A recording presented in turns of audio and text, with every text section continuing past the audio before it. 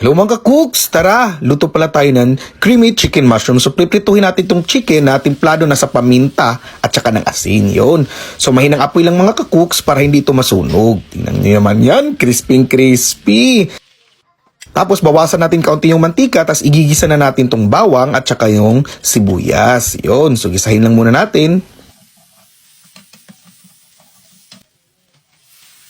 Pag okay na, pwede na nating isabay na igisa yung ating mushroom. Yun. Tapos idagdag na natin yung naprito na nating chicken. Yan. Lalagyan natin yan ng kaunting toyo, tsaka tubig at papakuluin natin itong mga kakooks. Yun. Pagkulo niyan, idagdag na natin yung all-purpose cream mga kakooks. Pagkulo nito, titimplahan na natin yan ng patis. Tapos para balanse ang lasa, nagdadagdag din ako dyan ng kaunting asukal. Yun. Tingnan nyo naman yan mga kakooks. Sabaw pa lang alam mo na talagang ulam na. Tingnan nyo naman yan. Ang sarap talaga nito. Yummy!